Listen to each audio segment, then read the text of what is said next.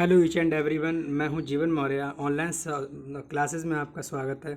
और आज हम डिस्कस करेंगे कि मतलब कि ऑब्जेक्ट को कैसे पहचानते हैं। हाउ टू रिकॉग्नाइज और identify the object in the active voice, कि हम एक्टिव वॉइस में ऑब्जेक्ट को कैसे पहचानते हैं। आज का हमारा मेन टॉपिक है ये। तो बहुत सारे हमारे लर्नर्स को प्रॉब्लम होती थी कि मतलब डायरेक्ट ऑब्जेक्ट कैसे पहचाने और इनडायरेक्ट ऑब्जेक्ट, क्योंकि it is a very important thing, any important thing for the recognize of the object, direct object and indirect object. ये इनडायरेक्ट ऑब्जेक्ट और डायरेक्ट ऑब्जेक्ट को पहचानने का बहुत अच्छा मेथड इसमें बताया जाएगा। और आई होप ये वीडियो पहली बार में ही समझ में आ जाएगा। अगर किसी भी लर्नर्स को समझ में ना आए तो वो 2 बार ज़रूर देख ले वीडियो को, जिससे कि सारी चीज़ें उसकी क्लियर हो जाएं। क्योंकि बहुत सारी चीज़ें ऐसी होती हैं कि हम लिखते नहीं और बोल देते हैं उनको। तो बहुत कोशिश करते हैं लिखने के साथ साथ बोले भी, बोलने के साथ साथ लिखें, एक ही बात है। तो मतलब कुछ भी चीज़ छूट जाती है थोड़ी बहुत, फिर भी कभी कभी राइटिंग की भी प्रॉब्लम रहती है, समझ में ना आए किसी भी लर्नर को, तो वो सुन कर भी चीज़ों को कवर अप कर सकता है। तो चलिए शुरू करते हैं। ऑब्जेक्ट को हम पहचानते कैसे हैं। हमारा टॉपिक है हाउ टू रिकॉग्नाइज, आइडेंटिफाई या find out the object in the active voice. पहले तो हम आपको ये बताना चाहेंगे कि एक्टिव वॉइस जो होता है, एक्टिव से पैसिव बनाने के लिए ये चीज़ बहुत ज़रूरी होती है। और पैसिव वॉइस जो होती है केवल ट्रांजिटिव वर्ब का बनता है, ये तो जानते ही हैं। इसी से हम बात करेंगे रिलेटेड ऑब्जेक्ट को कैसे पहचाने। अगला जो हमारा वीडियो होगा वो हमारा वर्ब का होगा कि हम कैसे पहचाने ट्रांजिटिव वर्ब और इंट्रांजिटिव वर्ब। बहुत ही ईजी मेथड है। तो object, there are 2 types of object. First is direct object and second is indirect object. 2 तरह के ऑब्जेक्ट होते हैं, जैसा कि हम जानते हैं, पढ़ा है हम लोगों ने, कि एक तो डायरेक्ट ऑब्जेक्ट है और दूसरा इनडायरेक्ट ऑब्जेक्ट। तो साथियों, प्रॉब्लम ये है कि डायरेक्ट ऑब्जेक्टों को कैसे पहचानें, ये मेन प्रॉब्लम रहती है। तो कुछ चीज़ें मैंने लिख रखी हैं पहले से ही वीडियो ज़्यादा लंबा ना हो इसलिए। अगर हम किसी भी वर्ब में व्हाट लगा दें, फिर से सुनिएगा, अगर हम किसी वर्ब में व्हाट लगा दें और उसका आंसर हमें मिल जाए, तो हमारा जो ऑब्जेक्ट होगा वो डायरेक्ट ऑब्जेक्ट होगा। और हम थोड़ा सा इस तरीके से पहचान सकते हैं, या तो वो नाउन होगा या फिर प्रोनाउन भी हो सकता है, नाउन फ्रेज भी हो सकता है।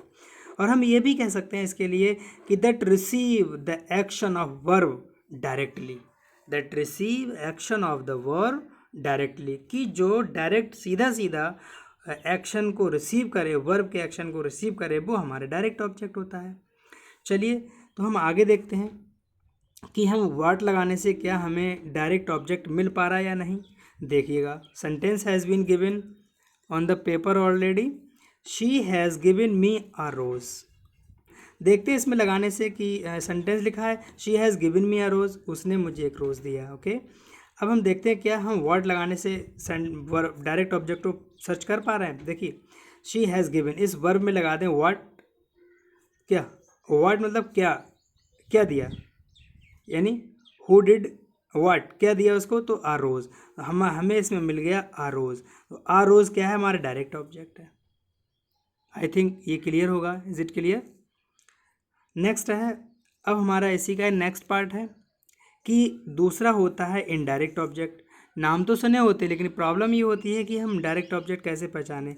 देखिए, कोई भी पर्सन और थिंग हो for whom the action is done, जिसके लिए वो काम किया जाता हो, यानी डायरेक्ट ऑब्जेक्ट वो होता है। अगर हम किसी वर्ब में, दूसरी लैंग्वेज में भी आप समझ सकते हैं कि किसी भी वर्ब में हुम लगा दें, एट हुम, टू हुम या फॉर हुम, फ्रॉम हुम, या कोई भी, जैसे भी आप सहूलियत के अकॉर्डिंग लगा दें, हुम लगा दें और हमें उसका आंसर मिल जाए, तो वो हमारा जो ऑब्जेक्ट होगा वो इनडायरेक्ट ऑब्जेक्ट होगा।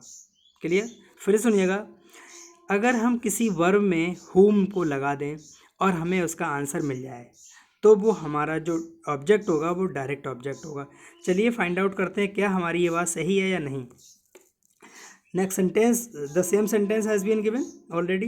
The she has given me a rose, उसने मुझे एक रोज़ दिया। तो इसमें हम हुम लगाते हैं, ये वर्ब है हमारा, हमने इसमें हुम को ऐड किया। हुम डिड ही, उसने क्या दिया, तो हुम मतलब किसको, सॉरी किसको, तो किसको मतलब मी, यहाँ किसको लगाने से, whom लगाने से, तो me आ गया। अब me हमारा क्या है, ये हमारा इनडायरेक्ट ऑब्जेक्ट और ये डायरेक्ट ऑब्जेक्ट। आई होप ये दोनों बातें आपको समझ में आ गई होंगी अच्छे से। नेक्स्ट बात इसमें थोड़ी सी और ऐड करना चाहूँगा। तो जैसा कि आपने पहचान लिया डायरेक्ट ऑब्जेक्ट और इनडायरेक्ट ऑब्जेक्ट हो गया, ये क्लियर हो गया। फिर से समझ लीजिए एक बार कि डायरेक्ट ऑब्जेक्ट वो होता है किसी वर्ब में व्हाट लगा दें, आंसर मिल जाए direct object, non living thing हो सकती है। और इनडायरेक्ट ऑब्जेक्ट हाँ देखिएगा फिर से, इनडायरेक्ट ऑब्जेक्ट वो होता है कि जिसमें whom लगा दें और आंसर मिल जाए तो वो हमारा इनडायरेक्ट ऑब्जेक्ट होता है। आई थिंक ये समझ में आ गया होगा। नेक्स्ट है I have been given a rose by her, ये इसको पैसे बना दिया। तो देखिए कोशिश ये करते हैं, देखिए लर्नर्स, कोशिश हम ये करते हैं सबसे पहले जो हमारे इनडायरेक्ट ऑब्जेक्ट है उसी की हेल्प से हम पैसिव वॉइस बनाएं। और हमारे बहुत सारे साथी ये भी कहते हैं कि हम क्या डायरेक्ट ऑब्जेक्ट से बना सकते हैं। हाँ बिल्कुल, you can change into passive voice with the help of direct object, but we can not say the wrong way. हम ये नहीं कह सकते कि वो गलत वे है, नहीं वो सही है, लेकिन अगर ज़्यादा सही 100% की अगर मेरे सेटिस्फैक्शन की बात करें तो इनडायरेक्ट ऑब्जेक्ट को लेकर ही बनाएं, ज़्यादा बेहतर होता है, अच्छा लगता है पढ़ने में और वैसे भी बेहतर भी माना जाता है। गलत भी हम नहीं कह सकते, आप दोनों से बना सकते हैं। नेक्स्ट है आगे क्या है, देखिए अब मी का, अब यहाँ पर मैंने पहले ही बताया अपनी पहली वीडियोस में बता दिया है कि इस सब्जेक्ट और ऑब्जेक्ट को रिप्लेस करते हैं, जिसकी जगह रिप्लेस करते हैं उसी की फॉर्म को लाकर वहाँ रखते हैं हम। तो मी है, अब मी का सब्जेक्ट क्या होगा, आई, तो आई लिख लिया। और मैंने ये भी बात अपनी पहली वीडियोस में बताई थी कि without helping verb we can't change into passive voice, कि बिना हेल्पिंग वर्ब के हम पैसिव वॉइस में चेंज नहीं कर सकते हैं। तो इसके अकॉर्डिंग परफेक्ट है, तो इसके अकॉर्डिंग हमें हैव यूज़ करना हुआ, क्योंकि प्लूरल है तो सही प्लूरल रहना पड़ेगा। हैज़ हैव हैड के साथ बीन मैंने टेबल में पहले ही दिया है, अपनी वीडियो हमारी बेसिक वीडियोज़ हैं उसमें आप देख सकते हैं, मिल जाएगा। तो I have been given verb का third form a rose by her. अब जो डायरेक्ट ऑब्जेक्ट बचा था अ रोज़, मैंने ये लिखा है डायरेक्ट ऑब्जेक्ट है ना, तो रोज़ लिख दिया, उसके बाद में जो सब्जेक्ट था उसको हमने ऑब्जेक्ट बना दिया क्योंकि ऑब्जेक्ट ही प्लेस पर रखना है, तो बाय है, ये हमारा प्रपोजिशन बाय है। इसके बाद और भी प्रपोजिशंस होते हैं, हम उनका जिक्र करेंगे आगे आने वाली वीडियोस में।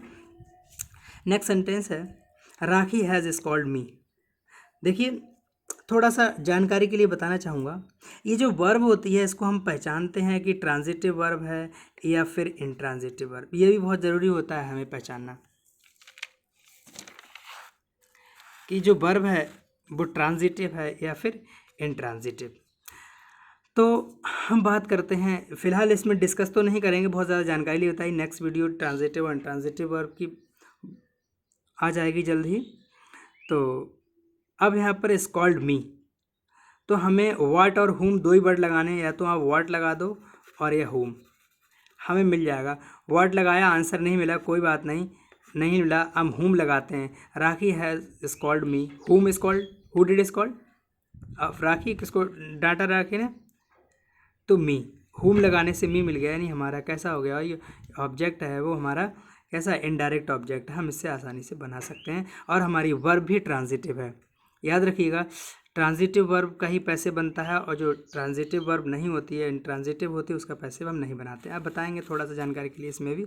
शी बॉट अ बुक, उसने एक बुक खरीदी, तो व्हाट या हुम लगाने से हमें अगर आंसर मिल रहा है तो हमारी वर्ब ट्रांजिटिव है। ये ट्रांजिटिव होने के साथ साथ हमारा डायरेक्ट और इनडायरेक्ट ऑब्जेक्ट में से कोई एक मिलेगा। देखिए हुम नहीं मिला, हमने वर्ड लगाया, जब वर्ड लगाया आ बुक मिल गया, आसानी से हमारा पैसे बन जाएगा, ट्रांजिटिव वर्ब है। ऐसा शी वोक अप 5 AM। अब इसमें देखिएगा वोक अप, व्हाट और हुम लगाने से नहीं मिला आंसर, कोई ऑब्जेक्ट नहीं मिला, व्हाट और हुम, व्हाट क्या नहीं मिला, हुम किसको नहीं मिला, तो ये आ रहा है वेन, जब वेन के जवाब में आ रहा है तो ये इंट्रांजिटिव वर्ब हो गया, ठीक है। समझ में, एडवर्ब ऑफ टाइम है। शी वॉकड स्लोली, यानी वो धीमे धीमे